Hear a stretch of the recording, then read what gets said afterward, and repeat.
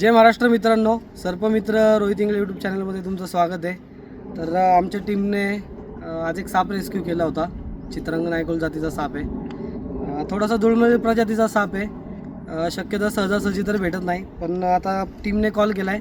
मी पहिले तुम्हाला साप दाखवतो आणि त्याची माहिती देतो। तर मित्रांनो, चित्रांग नायकोल म्हणजे त्याला इंग्लिशमध्ये स्लेंडर रेसर स्नेक असं म्हणतात आणि सायंटिफिक नेम म्हणजे जर बघायला गेलं प्लॅटिसिप ग्रासलेस नाव याचं सायंटिफिक नेम। साप तुम्ही बघू शकता, अतिशय सडपातळ शरीराचा, म्हणजे एकदम पेन्सिलसारखं तुम्ही शरीर दिसतंय आणि याच्यावर जे ठिपके दिसत आहेत तपकिरे आणि काळ्या रंगामध्ये ठिपके आहेत।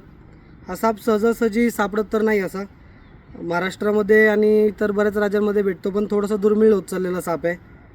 सापाची जी साईज आहे ती आता आपल्याला ॲडल्ट म्हणजे मोठा साप आहे बराच, 140-160 सेंटीमीटरपर्यंत याची साईज असते। त्याच्यापेक्षा जास्त भेटत नाही साईज, मॅक्स टू मॅक्स 140 ते 160 सेंटीमीटर आहे। एकदा तुम्ही त्याच्या शरीरावरची रचना बघा।